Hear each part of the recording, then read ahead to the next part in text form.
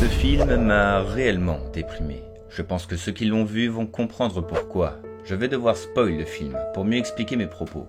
Donc désolé d'avance pour ceux qui ne l'auraient pas vu. Nous nous retrouvons très longtemps après les films X-Men, où les derniers mutants sont Wolverine, Charles et Caliban. Cependant, Charles a plus de 90 ans et Wolverine vieillit, et tombe même malade. Bref, dans ce film, le réalisme est poussé au plus total et ça fait réellement du bien. Contrairement aux autres X-Men, Charles et Wolverine sont de réels dangers publics, surtout Charles qui est devenu très vieux, et qui possède même une maladie du cerveau. Alors quand il fait une crise, les ravages sont donc énormes évidemment. Et c'est ce que j'ai vraiment aimé dans ce film, c'est le côté réaliste, car les mutants sont des dangers pour la population, qu'ils le veuillent ou non, la preuve avec Charles. Alors que dans les autres films X-Men, c'est tout de même assez rose. Les humains normaux ne sont jamais réellement touchés, il n'y a pas réellement de mort ou de graves accidents. À part pour tout ce qui est bâtiment, bien sûr, mais ça c'est pour le spectacle.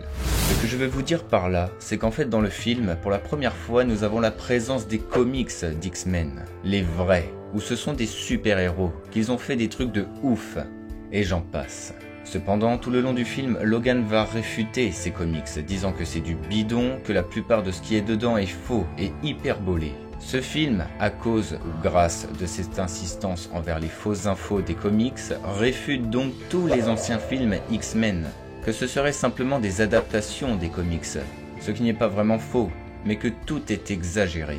Le film de Logan nous le montre bien, en nous montrant la vie fade de Logan et non le pseudo-super-héros de Wolverine.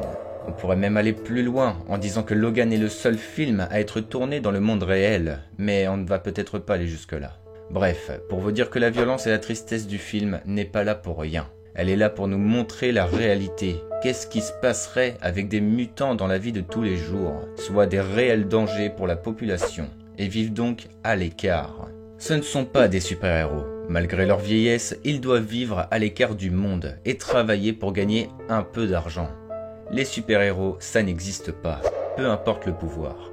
Tous les anciens films X-Men seraient alors bidons, et donc seraient que des adaptations des comics, ou bien seulement extrapolés pour plaire aux enfants et leur faire croire aux super-héros. Mais il n'en est rien, et au final, ce qui me fait réellement penser tout ça est la fin du film. Logan tombe finalement malade, ses pouvoirs sont très diminués, il vieillit et au final meurt.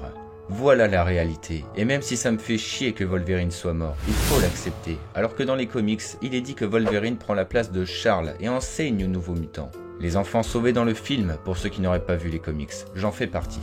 La vie n'est pas tout rose, et la mort en fait partie. Wolverine n'est pas éternel, et au final, est comme Monsieur Tout-le-Monde. Les héros n'existent pas, et tout est exagéré depuis le début. Voilà le message que je peux comprendre du film. Alors merci à ceux qui laisseront un pouce bleu et qui partageront cette vidéo. Je n'ai rien à ajouter de plus, que le Lionheart soit avec vous. C'était Targorok.